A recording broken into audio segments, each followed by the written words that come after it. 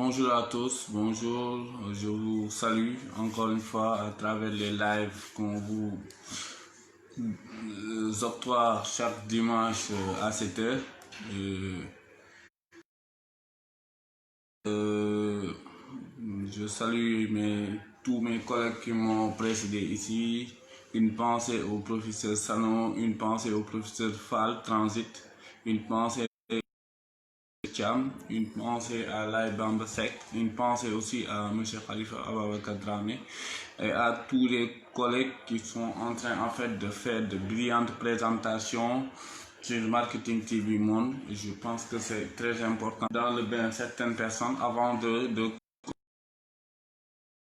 La dernière fois, en fait, on a parlé de l'IS. Vous savez comment basé sur le résultat réalisé par les entreprises. Basé sur le résultat réalisé par les entreprises, mais on avait dit que dans le champ d'application de l'impôt sur les sociétés, on avait 3 catégories d'assujettis. Les assujettis selon un critère matériel, les assujettis selon un critère organique et troisièmement, les assujettis sur option. Et on avait parlé aussi des personnes qui étaient exemptées d'impôt sur les sociétés. La dernière fois, je pense qu'on avait très bien épilogué sur cette partie champ d'application. Aussi, on a dit que j'avais quand même le résultat comptable et le résultat fiscal. Et c'est à partir du résultat comptable qu'on déduit le résultat fiscal. Donc, on prend le résultat comptable auquel on apporte un certain nombre de retraitements. Donc, on avait dit que forcément, on avait 2 ateliers. Un atelier sur le retraitement fiscal des charges et un atelier sur le retraitement fiscal des produits. On était quand même entré sur le retraitement fiscal des charges. Vous savez que le comptable, généralement, lorsqu'il enregistre des charges, le comptable ne se préoccupe pas généralement de l'incidence fiscale de cette opération. Alors que sur le plan fiscal, les charges sont bien intégrées, sont bien encadrées. Autrement dit, pour qu'une charge soit déductible, la charge doit avoir un certain nombre de conditions. On les appelle les principes de déductibilité d'une charge. Les principes de déductibilité d'une charge, et on a dit que la charge, pour qu'elle soit déductible, elle doit respecter 5 conditions. 5 conditions pour la déductibilité d'une charge. La charge doit être une charge de l'exercice au cours duquel on en avait parlé, une charge de l'exercice. Il y a des charges qui nécessitent un retraitement fiscal. Il y a des charges qui nécessitent une action. Ça aussi, c'est quelque chose d'extrêmement important à savoir. Autre chose à savoir, c'est que pour le loyer, on avait dit que le loyer devait être taxé en amont sur les avantages en nature. Ne peut pas être déductible.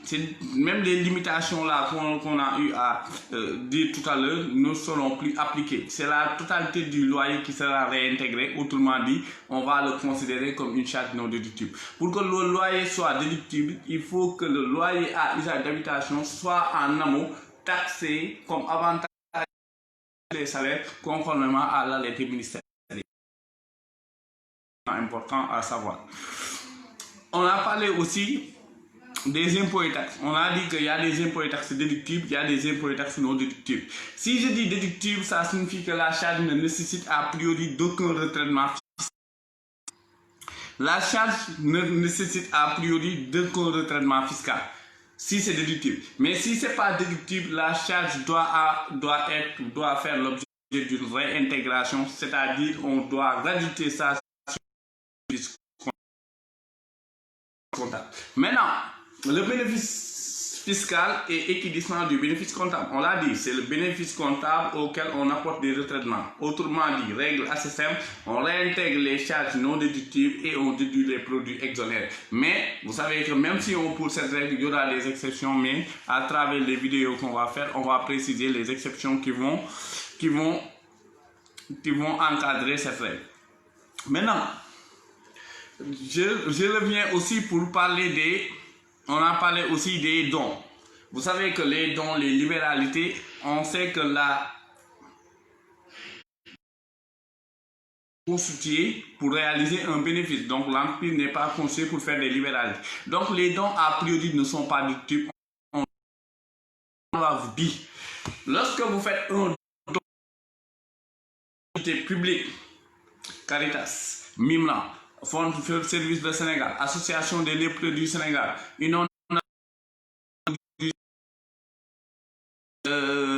par exemple la Croix-Rouge, etc.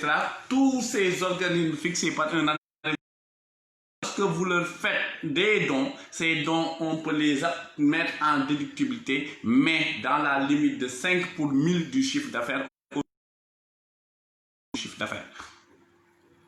0,5%. Donc il est important sur ce côté-là de pouvoir comprendre que pour les dons, il y a des dons non déductibles, il y a des non déductibles.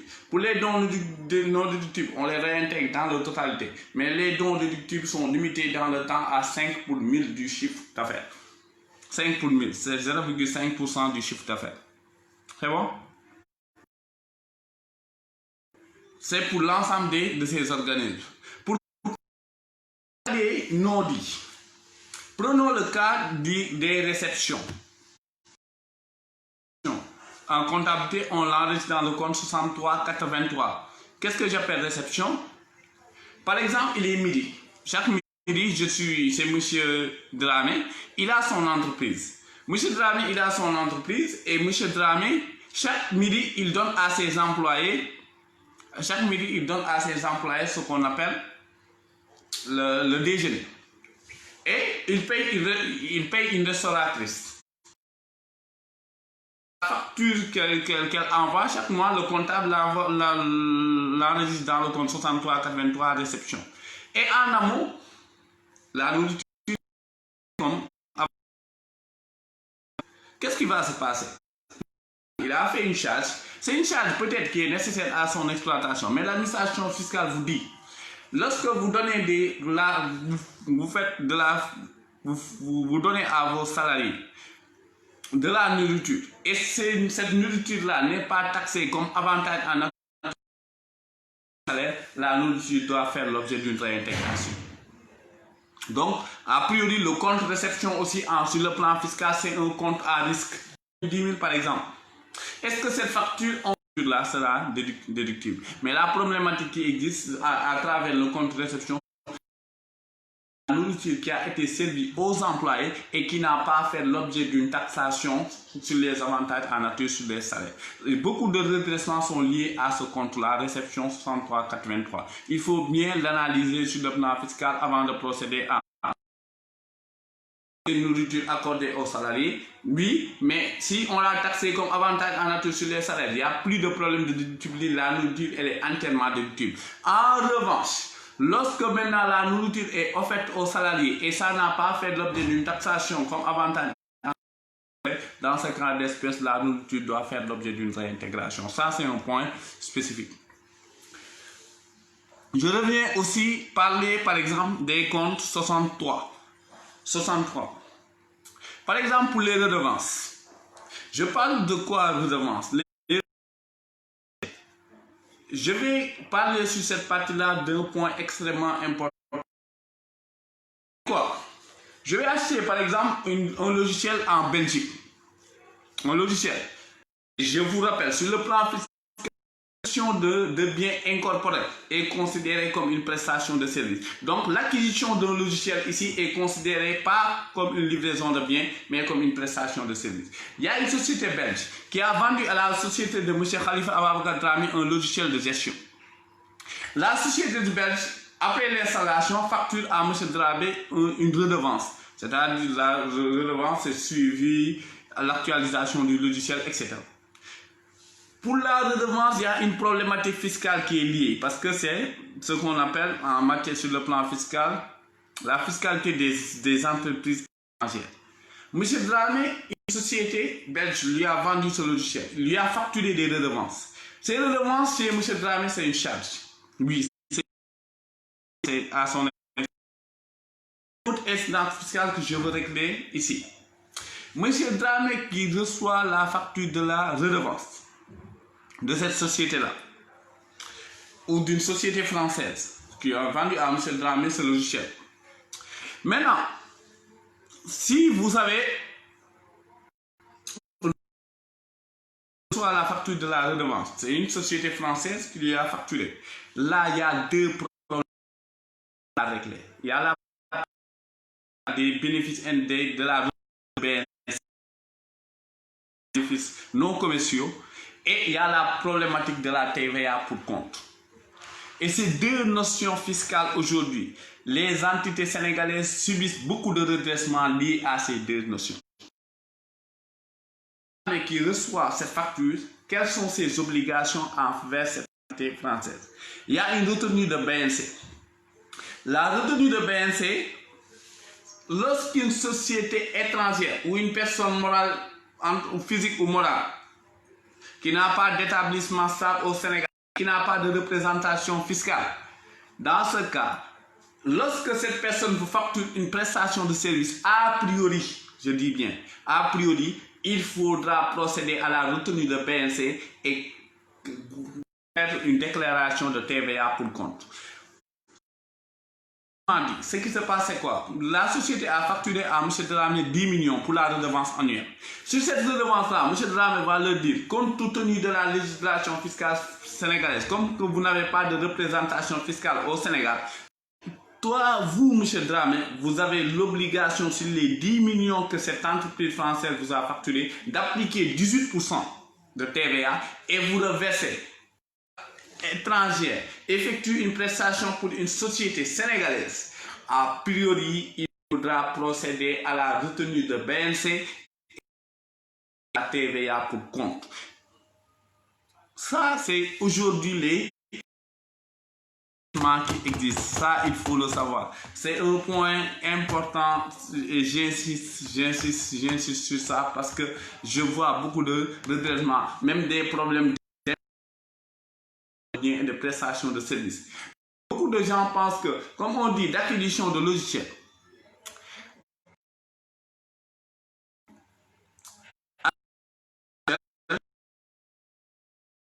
informatique, etc. Tout ça rentre des prestations de services. Est-ce que lorsque la prestation de service est effectuée par une personne qui n'est pas établie au Sénégal, l'entreprise bénéficiaire qui est établie au Sénégal doit faire deux choses a priori, en tout cas la retenue de BNC et ce qu'on appelle la TVA pour compte. Et ça, ce sont les nouveaux redressements qui existent.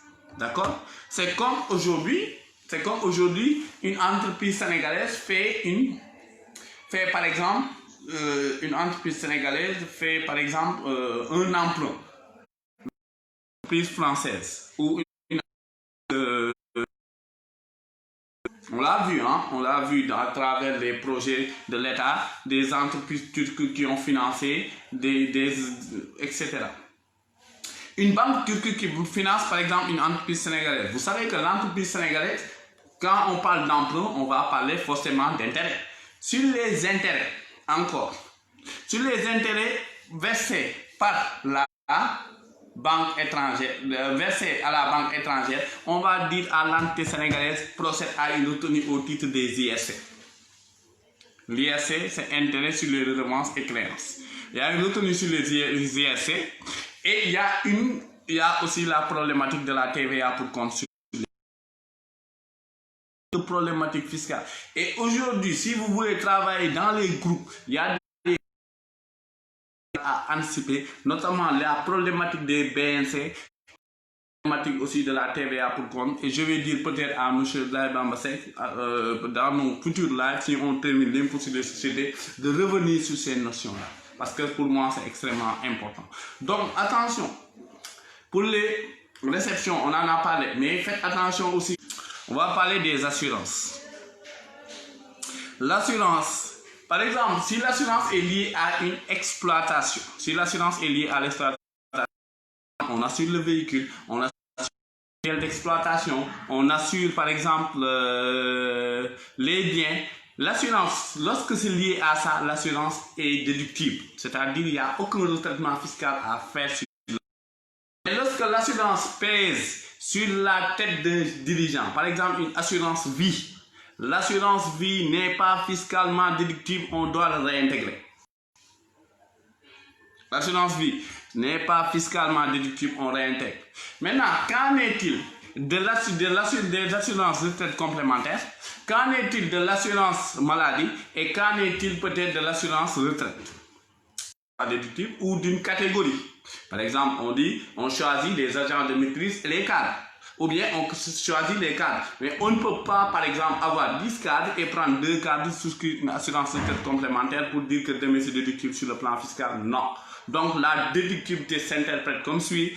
L'assurance doit être au bénéfice de tous les salariés ou d'une catégorie de salariés. L'assurance retraite complémentaire. Ou bien, deuxième condition, l'assurance ne doit pas dépendre. Sur l'assurance, il y a une condition qui est commune à toutes les assurances. Il faut que l'assurance soit souscrite chez une compagnie d'assurance agréée. Pour que ça soit déductible, toutes les assurances, pour que ça soit déductible, la souscription doit se faire au niveau d'une société d'assurance agréée. D'accord? Ça aussi, c'est une condition qui est commune à toutes les assurances. Donc, pour l'assurance, sont similaires. Hein? Il faut que l'assurance soit au bénéfice de tous les salariés ou bien l'assurance soit au bénéfice d'une catégorie de salariés. Mais en ce qui concerne l'assurance du matériel d'exploitation, par exemple, l'assurance, etc., ces types d'assurances-là sont entièrement déductibles. Il n'y a aucun retraitement fiscal. Je pense que là aussi, il faut le comprendre. Aussi, pour continuer sur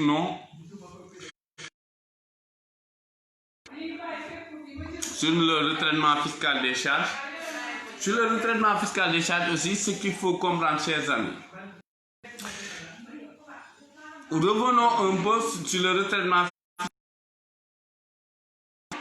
des charges financières. Par exemple, des intérêts. Vous savez que dans la vie d'une société commerciale, un associé, peut être dans des situations de difficulté et qu'un associé prête de l'argent à la société. C'est un associé, c'est comme M. Dramé, il est associé de sa société, d'une société. La société a 50 millions, il le met. Et en retour maintenant, la société va rembourser à M. Dramé, certes les 50 millions, mais en plus des intérêts. Mais ces intérêts, vous le savez, constituent une charge pour la société. La loi vous dit que ces intérêts, je vais les encadrer. Sur le plan fiscal, c'est le compte 67 en 671, intérêt des emprunts. Mais les emprunts versés au compte courant, il faut faire attention. Parce que M. Dramé, il a prêté de l'argent à la société. Mais ce qui n'est pas possible sur le plan fiscal, on appelle des conventions interdites, il y a ce qu'on appelle les conventions réglementées et il y a ce qu'on appelle les conventions libres. Une convention interdite, par exemple, c'est le fait, par exemple, de prêter de l'argent à la société. De prêter de l'argent à la... qu'est-ce que je dis? C'est le fait que la société prête un bien de la société et qu'un associé postule pour acheter. C'est une convention libre parce que c'est une vente publique. C'est une vente publique. Maintenant, il y a ce qu'on appelle des conventions réglementées. Les conventions réglementées, c'est par exemple, lorsque par exemple un associé à sa que là veut signer un contrat avec la société, ça c'est une convention réglementée. L'exemple que j'avais pris sur M. Dramé, pour M. Dramé en réalité, pour M. Dramé, M. Dramé a prêté 50 millions à sa société. 50 millions. M. Dramé prête 50 millions à sa société et que la société lui verse ensuite des intérêts. Ces intérêts sur le plan fiscal sont bien encadrés. Et l'encadrement, c'est comme suit. La société peut prêter de l'argent à M. Dramé. Pour les intérêts, l'intérêt est encadré comme suit. D'abord, le taux d'intérêt pratiqué ne doit pas dépasser le taux d'escompte de la BCEAO majoré de 3 points. Deuxièmement, le capital la somme servie ne doit pas dépasser le capital libéré. Ça sont deux encadrements. La société avait dit que oui, moi, je pratique un taux d'intérêt de 12%, alors que le taux d'intérêt, la société pratique un taux d'intérêt de 12%, alors que la loi a prévu comme plafond. Donc, toute la, c'est-à-dire la différence entre 9, c'est 3 points et les 3 points doivent faire l'objet d'une réintégration. Mais cela suppose a priori que le capital soit entièrement libéré. Et beaucoup de gens pensent que non, la limite c'est sur le capital libéré. Oui, c'est sur le capital libéré, mais si le capital n'est pas entièrement intégré la totalité des intérêts. Une société reçoit, emprunte chez un associé, la société en remboursant rembourse à l'associé le principal plus les intérêts. Il faut bien le comprendre et le prendre en compte en prendre note. Maintenant, l'encadrement, c'est sur le taux. Le taux d'intérêt ne doit pas dépasser le taux d'escompte de la BCEAO majoré de 3 points et que le montant servi, c'est-à-dire la base de calcul, ne doit pas dépasser le capital libéré. Mais une condition à savoir entièrement libéré. D'accord? Là-bas aussi, j'insiste sur ça. Il y a la retenue ISC dans ce cas aussi. De 16%. C'est-à-dire que même si la société calcule, il doit verser un intérêt, par exemple, de 5 millions à M. Dramé, brut, à M. a une retenue de 16% au titre des ISC, c'est-à-dire intérêt sur les redevances et créances. Ça aussi, c'est important à savoir. D'accord? Ça sont des sociétés ça. Et d'autre part, des dépréciations et provisions. Le traitement fiscal des amortissements,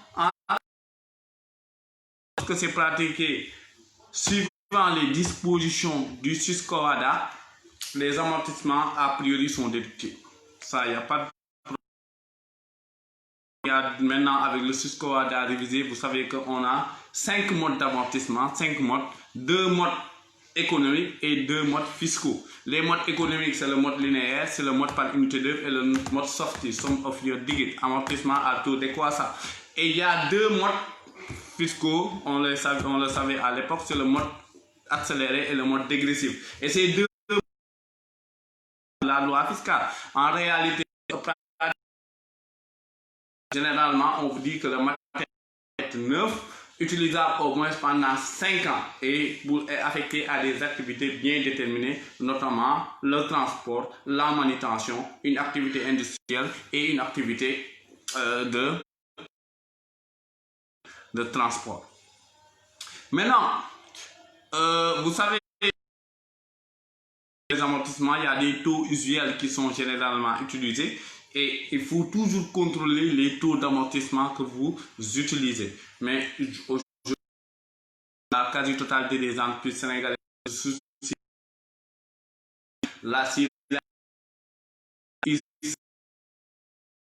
les entreprises se balisent vers le mode linéaire, mais sachez qu'il y a le mode accéléré et il y a le mode dégressif. Et ces deux modes-là sont des modes qui sont fiscalement autorisés par la loi et ces modes-là permettent à l'entreprise d'avoir une économie d'impôt sur les premiers investissements parce que ça permet un amortissement dont les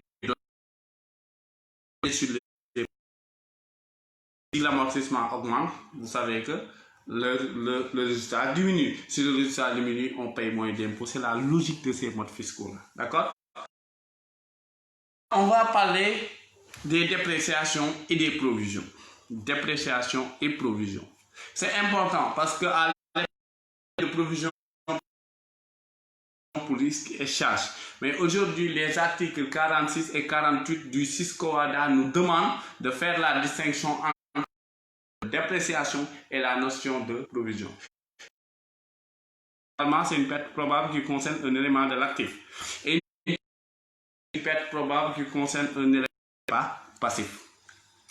Mais alors, quel que ce soit dépréciation ou provision, il y a des conditions pour que ça soit déductible. Donc, la provision ne doit pas être basée sur une éventualité. Ça, il faut le savoir. Deuxième chose à comprendre. Deuxième chose, la provision doit porter sur des éléments, pas sur des éléments pour retraite. Elle n'est pas fiscalement déductible. Et le retraite, vous savez, c'est une perte éventuelle. Perte éventuelle. Pourquoi? Parce qu'aujourd'hui, on dit la société A a recruté M. Wad. On recrute M. Wad. Chaque année, on dit que M. Wad, on va passer une provision pour lui. On passe la provision sur la première année. On passe la provision sur la troisième année. Sur la quatrième année, M. Wad démissionne. Mais si je démissionne de cette entreprise, j'ai plus droit à une indemnité de retraite. Donc, sa réintégration. Je viens de vous dire, par exemple, les dépréciations clients. Ça aussi, c'est un point important que je veux échanger avec vous. Dépréciation sur les clients. Je peux avoir un client X, Diallo par exemple.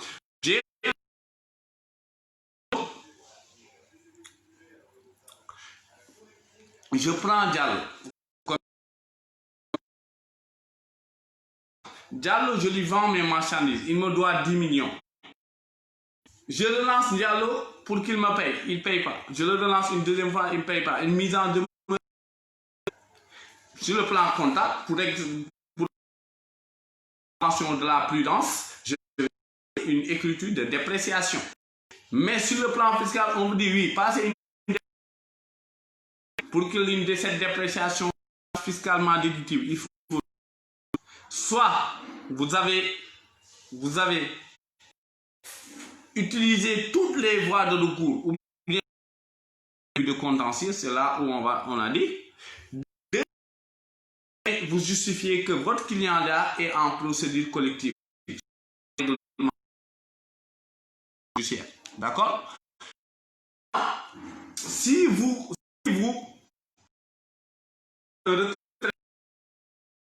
que ce client là vraiment, soit il est en procédure collective, vous avez engagé ces déclarations et des provisions, il faut prendre ça en compte. Il faut passer en revue toutes les provisions. C'est pourquoi, encore une fois, déclaration qui nécessite d'un retraitement spécifique. Donc, ça aussi, c'est quelque chose à bien retenir dans la pratique. Donc, pour résumer cette partie, il faut savoir que, comme je disais à la dépréciation ou la provision,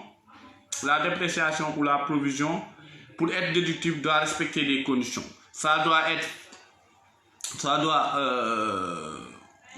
doit pas porter sur une éventualité. Ça doit être sur des événements en cours, pas sur des événements du passé ou des événements futurs. Ça doit porter sur des et ça doit aux provisions. Par exemple, la provision retraite n'est pas fiscale. La provision pour amende sur pénalité n'est pas déductible, mais les provisions pour impôt sont déductibles si l'impôt est déductible. Par exemple, pour les dépréciations clients, il faut faire attention. Il faut voir est-ce que aujourd'hui vous avez épuisé toutes les voies de recours ou bien vous avez engagé au début de contentieux. Deuxièmement, justifier ou bien collectif. Maintenant, pour les provisions congés, comme on a dit, les provisions congés sont déductibles qu'au moment de leur paiement, c'est-à-dire lors du paiement. D'accord? Maintenant, quand je dis encore une fois déductible, ça signifie qu'a priori, il n'y a pas de retraitement fiscal à faire. Mais quand je dis que c'est non déductible, on le réintègre au le résultat fiscal.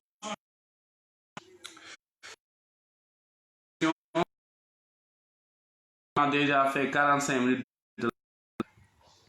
Si vous avez des questions, vous les posez, comme ça je vais y répondre. S'il y a des zones aussi obscures, je pense que j'ai reçu tout à l'heure une question de...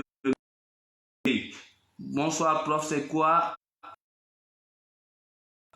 En fait, un paradis fiscal est caractérisé Monaco, les îles britanniques, les îles Vierges britanniques, etc.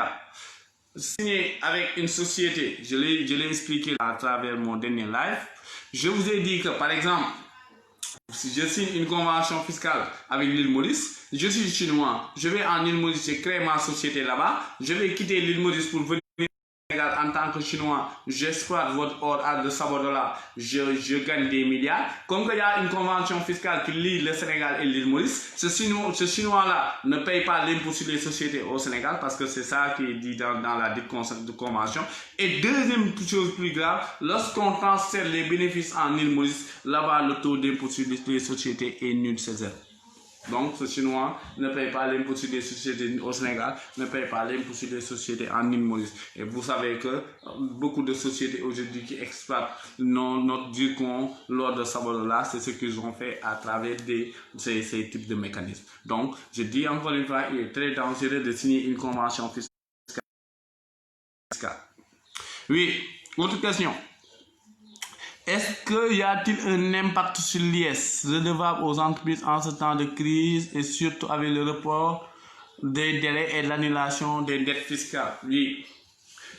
Bilal, ça aussi c'est une question intéressante et une question d'actualité. Je pense qu'il faut faire la part des choses. Quand l'État a dit, l'État a ciblé deux types d'entreprises. Les entreprises qui ont un chiffre d'affaires inférieur à 100 millions. Première chose, pour le report.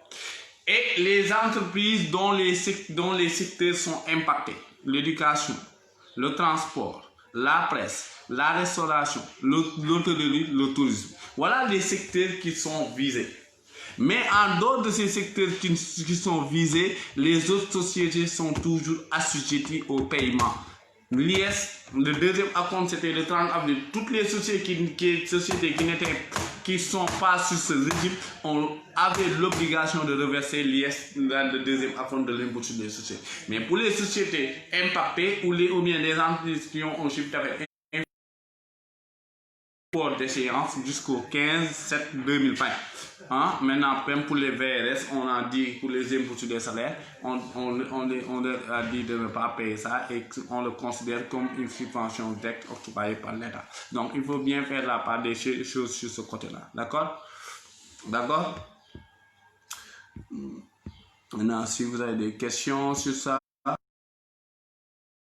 Oui, bonsoir à tout le monde. Je n'ai pas salué tout le monde. Salut, il est là. Monsieur Fall, merci beaucoup. Bilal, merci. Aliou Diouf, merci. Ousseinou, comme d'habitude. LHK, merci à tous. Monsieur Ouad de Moubarak, merci. Merci à tous. Maintenant, aujourd'hui, c'était. Est-ce que l'IMF existe toujours? Oui. Oui. L'IMF existe toujours. L'IMF, c'est l'impôt minimum forfaitaire. C'est le minimum forfaitaire que... Et ce qui, en fait, la loi des finances de 2019 est revenu quand même sur le mode de calcul. Parce qu'il y avait un plancher de 5